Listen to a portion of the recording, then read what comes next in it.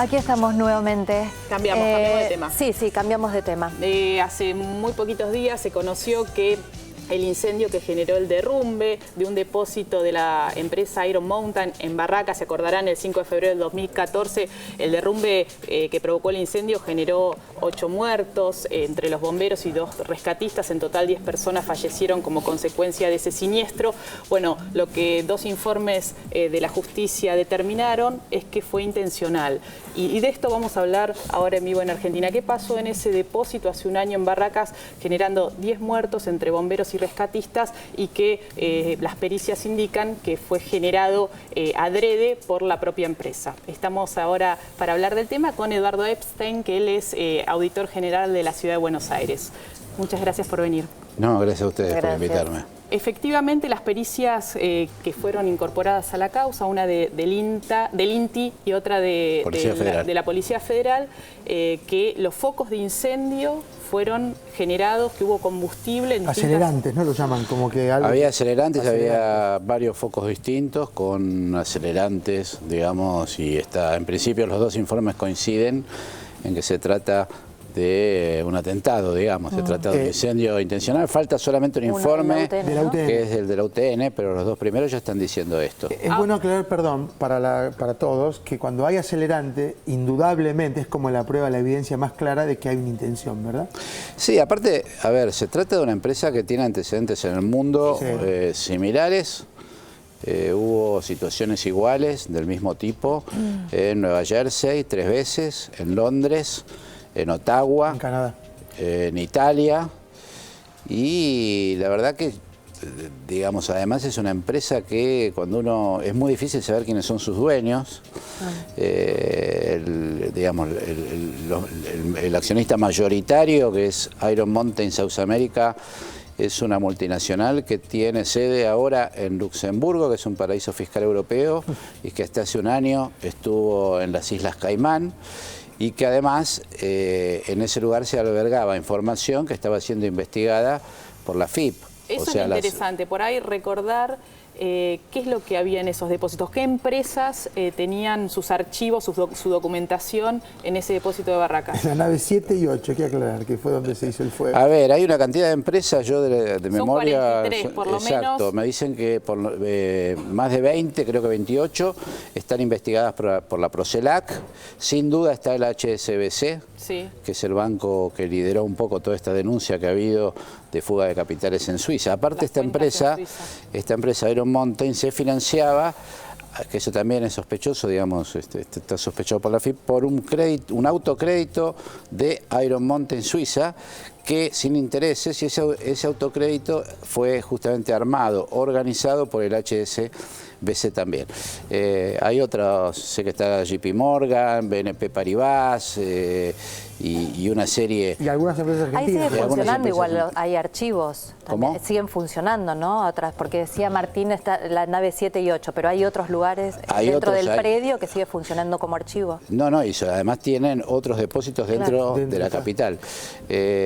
Lo llamativo de todo esto es que mientras el gobierno nacional, digamos, y la FIP está investigando a estas empresas, estaba investigando qué pasaba, digamos, con la evasión de divisas, Iron Mountain en la Ciudad de Buenos Aires es una empresa que está premiada por el gobierno de la Ciudad de Buenos Aires. ¿Por qué premiada? A ver, es una empresa que forma parte del polo tecnológico, y en ese sentido formó parte, es la nave insignia del polo tecnológico. El gobierno, el ministro Cabrera, que es el ministro de Desarrollo Económico de la ciudad, hizo actos con el secretario de Comercio de los Estados Unidos, con el presidente de Iron Mountain, festejando las inversiones de Iron Mountain, que por cierto prácticamente son inexistentes, en la zona del polo tecnológico, que es una zona de la Ciudad de Buenos Aires en el sur, que tiene exención impositiva con el objetivo del desarrollo del barrio.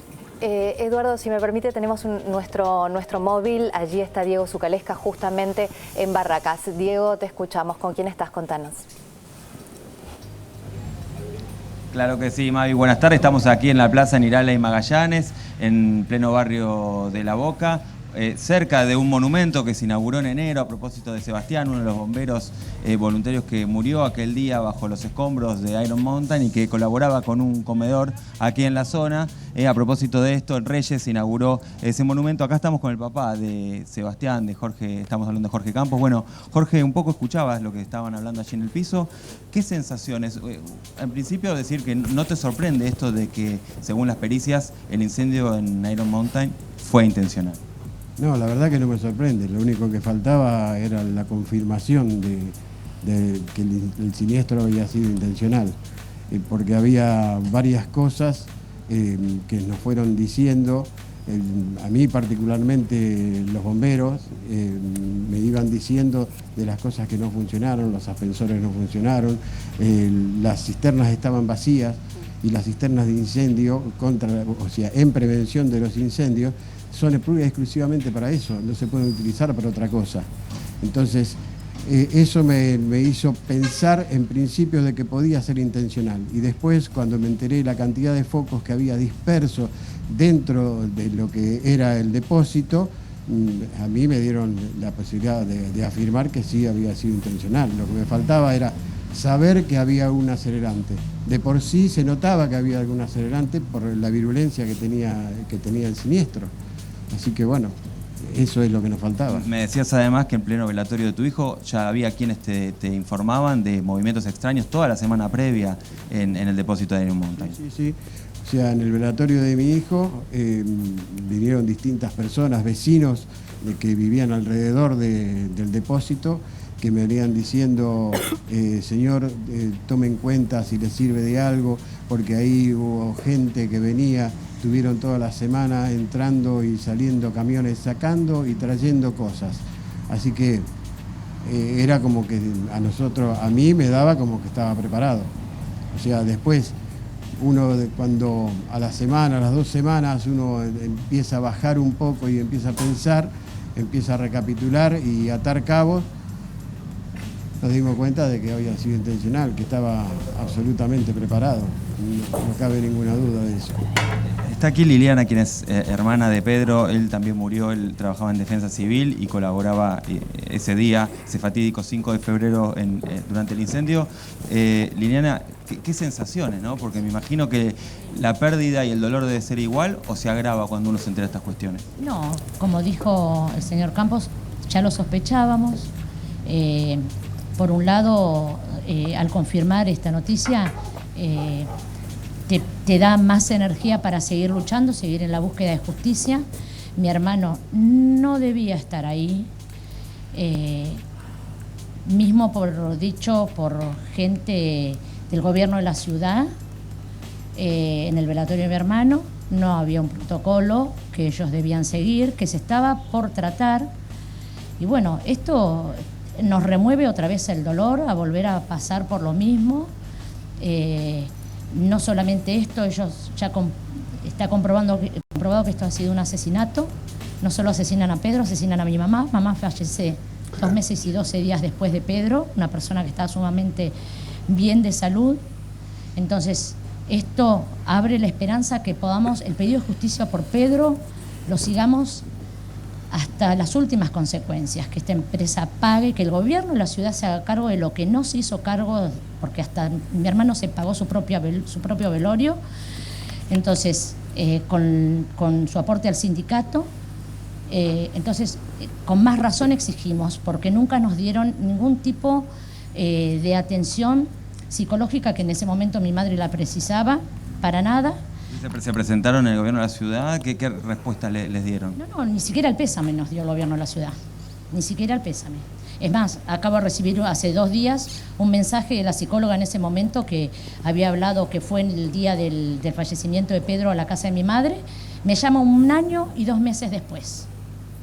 Yo digo, me está cargando. O sea, ¿cómo puede ser que ellos se enteren de que tienen 10 muertos 1 año y 2 meses después? Me parece que ya esto toma otra dimensión.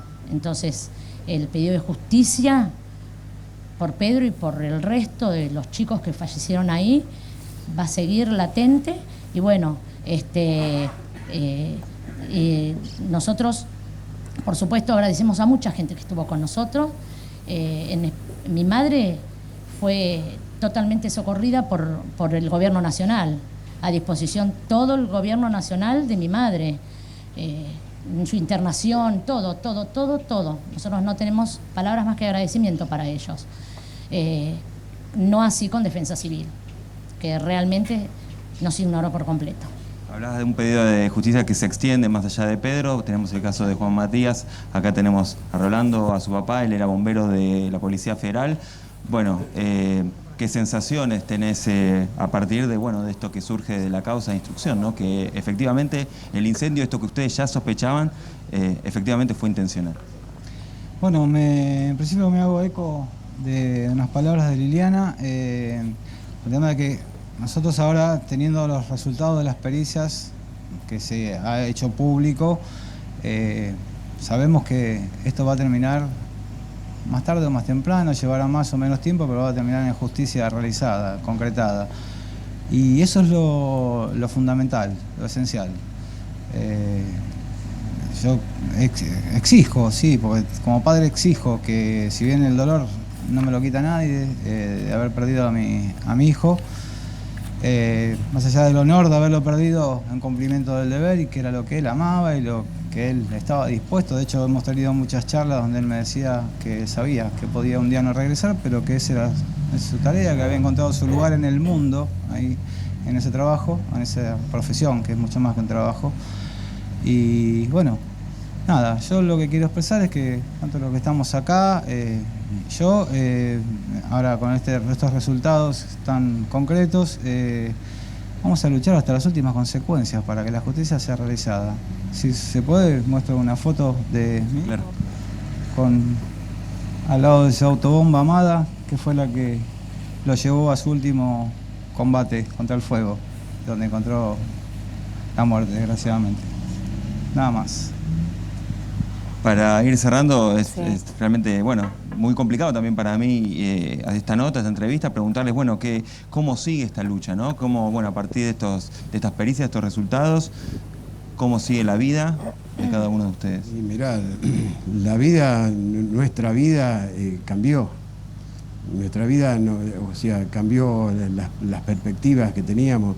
El futuro nuestro ha cambiado, porque el futuro nuestro, uno siempre reclina el futuro sobre sus hijos, y a nosotros nos cortaron parte del futuro. Entonces lo que queremos saber, ¿por qué nos cortan parte del futuro? No sabemos quiénes son los responsables, queremos saber quiénes fueron los responsables, quién dio la orden y quién la ejecutó. ¿Quién la ejecutó? No queremos que venga un chivo expiatorio y diga fulanito, menganito, un perejil, como dicen siempre. Entonces queremos realmente quién fue el ideólogo y quién fue el que la ejecutó.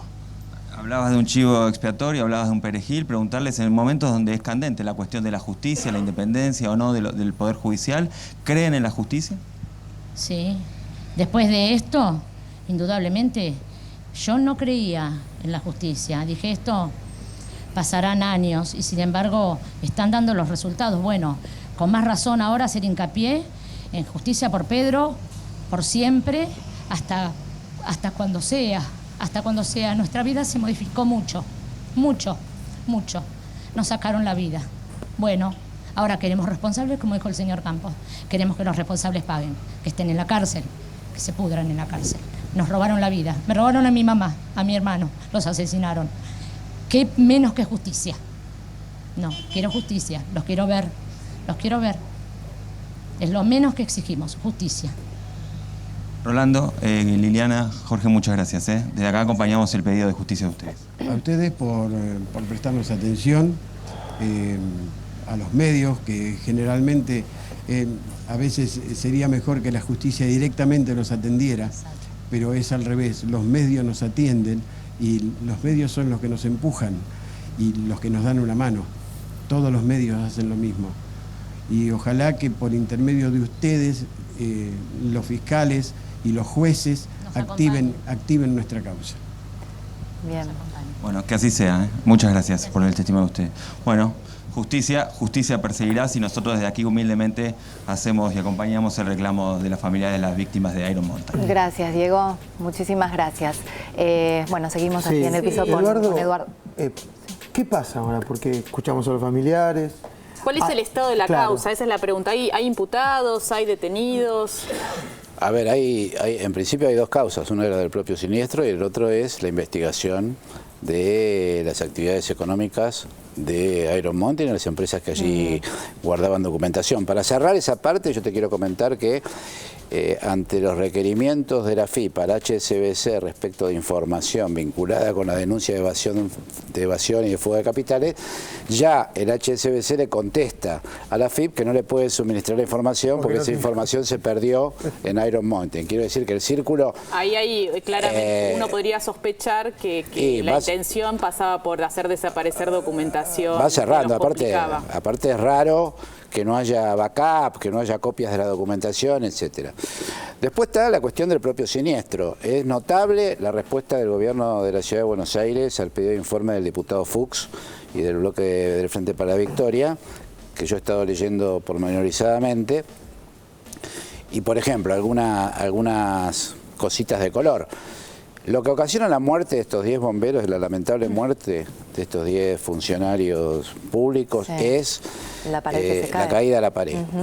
Este edificio de más de 11.700 metros, nadie sabe cómo es que fue habilitado, con la antigüedad que tenía, con el tipo de material que allí había. El expediente de la habilitación, el gobierno de la ciudad ya dice, está extraviado.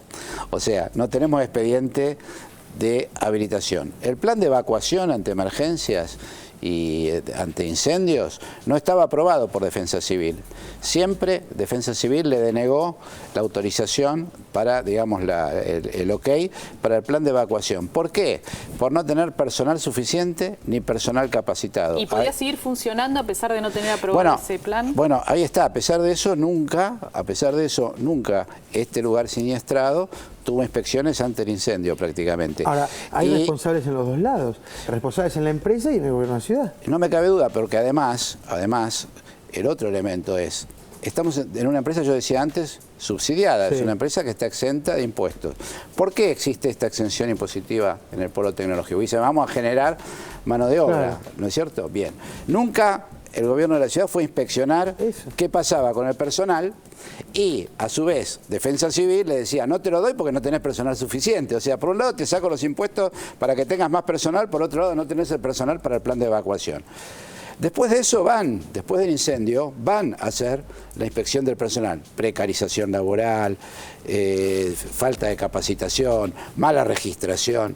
Es decir, el conjunto, ¿y de quién depende Policía del Trabajo?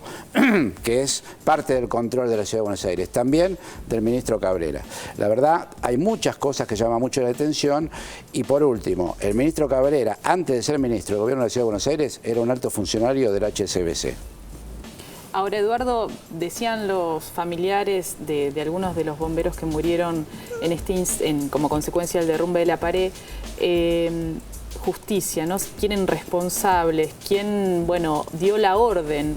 ¿Esto lo está investigando la justicia? ¿Hay imputados claramente identificados? Bueno, lo está investigando. Prueba de ello son las pericias que acaban de conocerse, forman parte de esa causa y de esa investigación. Yo espero que todos estos indicios, que aparte el propio gobierno de la ciudad ya está reconociendo, porque prácticamente nadie habló durante un año de esto, en el pedido de informes, todas estas cuestiones que yo estoy contando, las dice el propio gobierno de la ciudad de Buenos Aires. ¿Siempre se hace este peritaje, se pide a tres fuentes distintas? Se piden 3 fuentes distintas. De las 3 pedidas, como te decía yo antes, hay 2 que ya... Sí, falta la de la UTN. El otro aspecto que es llamativo es que tampoco funcionó el sistema de emergencia frente a la posibilidad de que se desatara un incendio en un lugar donde había tanto papel, ¿no? Bueno, las instalaciones existían, lo que pasa que aparentemente no había agua en los tanques de agua, etcétera. Esta es otra cuestión. En el año 2000, hay 2 cuestiones más que yo quisiera señalar. Por un lado, en el año 2011 el gobierno de la ciudad saca una resolución por la cual medio como que ya se desentiende del control de las instalaciones fijas contra incendios. Es creo que la 415 del 2011, es una resolución por medio de la cual las empresas a partir de ahí deben contratar el mantenimiento y el control a empresas, lo terciarizan, que deben estar registradas en el gobierno de la ciudad. O sea que los controladores se registran en el gobierno de la ciudad y después van, controlan a las empresas y anotan en los libros de las empresas. Primera cuestión, o sea, como hay un alejamiento del Estado. Del ojo del Estado, y hay una decisión que aparte se hace explícita en esta resolución. Esto, por un lado.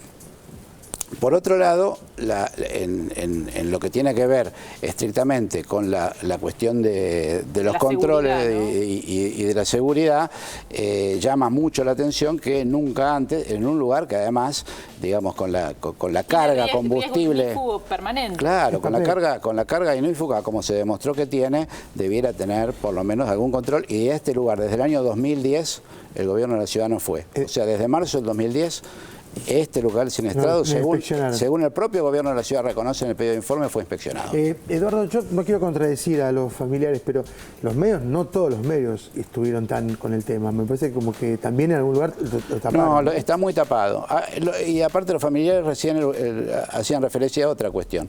También el gobierno de la ciudad de Buenos Aires modificó los protocolos y la coordinación ante emergencias. Claro. Ahí Defensa Civil tiene en este momento una situación, por cierto, yo he hablado con algunos bomberos que te cuentan que hasta hace unos años la coordinación era mayor. Hoy hay una suerte de situación competitiva en la cual incluso Defensa Civil del gobierno de la ciudad llegó a comprar autobombas. O sea que, y recién los bomberos planteaban, ¿no?, las dificultades también de la coordinación a la hora de acometer el ataque al siniestro. Y el otro punto que señalaban los familiares tenía que ver con la ayuda o el acompañamiento que como familiares de víctimas recibieron luego del fallecimiento, ¿no?, de las 10 personas. Es que el gobierno de la ciudad se retiró absolutamente de este tema, lo tapó, no hablaron de esto. Claro. Y pocas voces se levantaron. Nosotros lo planteamos, yo me aproximé al tema en realidad porque yo estaba de vacaciones, recuerdo, fue en febrero, y me llamó mucho la atención el tema de que era una empresa del polo tecnológico. Entonces ahí fue que me metí